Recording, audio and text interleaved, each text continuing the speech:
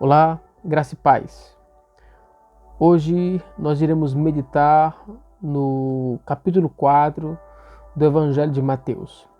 Eu espero que você esteja lendo, se você ainda não leu o capítulo 4, mas que você possa, no decorrer do dia, estar lendo e meditando nesse texto. O capítulo 4 de Mateus, ele registra o momento em que Jesus, após o batismo, ele é levado ao deserto para ser tentado pelo diabo. E ali Jesus então vence o diabo, vence ali as tentações, e em seguida ele então começa a pregar, anunciar o reino de Deus, começando então ali o seu ministério público, exercendo publicamente o seu ministério, anunciando o reino de Deus, chamando as pessoas ao arrependimento e também curando os enfermos, libertando os cativos. E então ele começa agora de fato, publicamente, a fazer a obra para a qual ele foi designado para fazer. Então ele começa a pregação do Evangelho, anunciando o reino de Deus e curando as pessoas de toda sorte de enfermidade. O mesmo capítulo em seguida vai falar sobre o início do chamado aos discípulos, os primeiros discípulos que Jesus então chama para o seguir, aqueles que vão ser as primícias dos discípulos de Cristo Jesus. E o capítulo 4 finaliza com Jesus continuando a manifestação do reino de Deus e curando as pessoas, exercendo o seu poder sobre toda sorte de mal. Então eu quero compartilhar com você, lendo o verso 23 até o verso 25 do capítulo 4 de Mateus. Então, vamos à leitura. Jesus prega por toda a Galileia e cura muitos enfermos.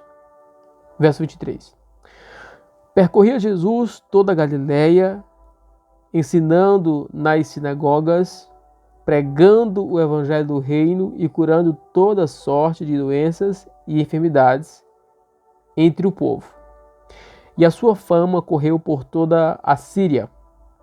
Trouxeram-lhe então todos os doentes, acometidos de várias enfermidades e tormentos, endemoniados, lunáticos e paralíticos, e ele os curou. E da Galileia, Decápolis, Jerusalém, Judeia e da além do Jordão, numerosas multidões os seguiam. Então, nós podemos perceber que nesse texto Jesus manifesta o seu ensino. Ele está ensinando nas sinagogas, como diz no verso 23, percorria Jesus toda a Galileia, ensinando. Então, Jesus é aquele que tem um ensino para dar para as pessoas. Ele tem uma palavra de ensino. E isso é óbvio, a sua palavra, o seu ensino para o povo conhecer a sua palavra, a sua verdade, é fundamental para o cristão que ama a Cristo, que crê em Jesus. Nós só podemos crer em Jesus crendo na sua palavra. Então, a sua fé só pode ser realmente genuína quando você crê naquilo que Jesus ensina. Então, você deve estar disposto a querer aprender sobre Jesus, sobre a sua palavra, a sua verdade. Mas não só o ensino. Ele vai manifestar o poder dele sobre as trevas. Então, o que mais acontece? Ainda no verso 23, o texto continua dizendo o seguinte: pregando o evangelho do reino e curando toda sorte de doenças e enfermidades entre o povo. Então, ele cura toda sorte de doenças e enfermidades entre o povo. Então nós começamos a perceber aqui que Jesus ele tem o poder e ele está exercendo o seu poder de subjugar as trevas, de subjugar a enfermidade, toda sorte de enfermidade.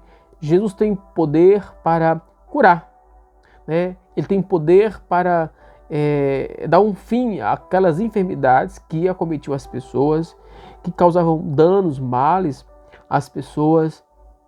Então ele tem poder para curar, e é isso que ele está fazendo aqui, conforme lido no verso 23. Mas continua no verso 24, dizendo o seguinte: e a sua fama correu por toda a Síria. Trouxeram-lhe então todos os doentes, acometidos de várias enfermidades e tormentos, endemoniados, lunáticos e paralíticos, e ele os curou.